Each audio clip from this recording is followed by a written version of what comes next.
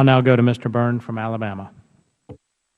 Thank you, Mr. Chairman. I appreciate being included in this very important hearing. I'm a member of the House Armed Services Committee, not a member of this committee.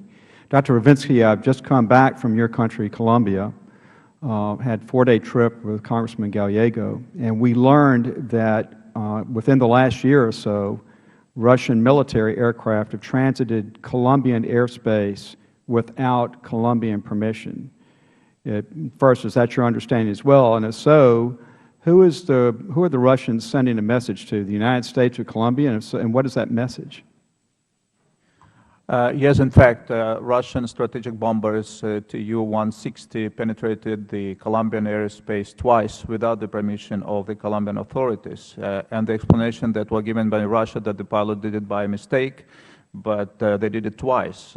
And they flew from Venezuela to Nicaragua and from Nicaragua to Venezuela. So in Colombia, it was a very difficult situation for the Colombian government to deal with it because it was widely perceived by the Colombian public that it was a message to support Nicaragua's stance in the territorial dispute between Colombia and Nicaragua of the San Andres Island and the Caribbean Sea. The Colombian parliament had special hearings on that respect, but finally they accepted the apology of the Russian side because I think Russians were not interested in jeopardizing their relation with Colombia. Colombia is very important for Russia because it does not belong to those groups of the countries that are especially close with Russia. So for Russia, it's really a possibility to demonstrate that Russia can keep its diplomatic relation not only with those countries that are ideologically very close to Vladimir Putin, but also with Colombia. For example, this year, Russian Minister of Foreign Affairs Lavrov paid a visit to Colombia to celebrate 18th anniversary of the establishment of the diplomatic relation between Colombia and Russia, and he met with President Santos and the Minister of Foreign Affairs. So I think it's the explanation. Thank you. Dr. Negroponte, I have a question for you about American relations with Cuba. Obviously, our country has made, or the President has made, some unilateral efforts to upgrade the relationship between our two countries. There's a lot of suggestions that Congress should lift the trade embargo. I would wonder about your view on that.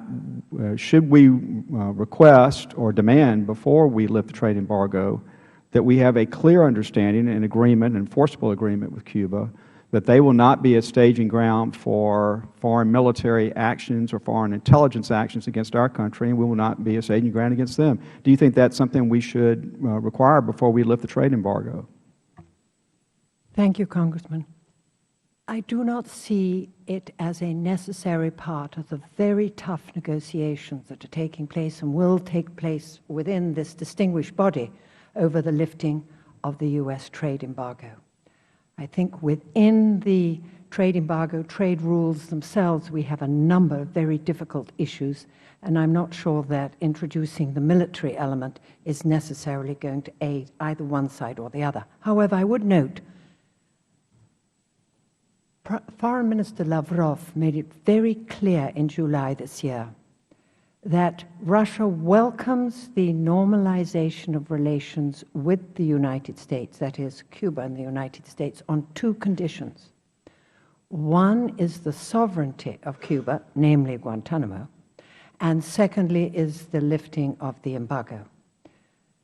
My reading of the discussions between the administration and the Cuban government is that Guantanamo is not up for negotiation.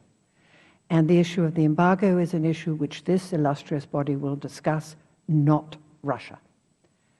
So that leaves Foreign Minister Lavrov and his boss to determine whether they are going to exert pressure on Raul Castro to concede, or whether Raul Castro has the ability to say, thanks, Mr. Putin, this is an issue between Cuba and the United States, and within the United States and the Congress of the United States, and would you please butt out? Thank you. Mr. Farrer, you want to take a quick stab at that? It's not, honestly, my area of expertise, Congressman. I think that it would be, I don't think it would be harmful to include the conditions as you laid them out of not being a foreign intelligence launching a staging area if we agree not to do it then. I don't think it's realistic to expect that any country in the region, including Ireland, would actually agree to that. So I'm not sure that introducing that would be would bring. I don't find it unreasonable, but I don't think it's probably very realistic. Thank you. Appreciate it, Mr. Chairman.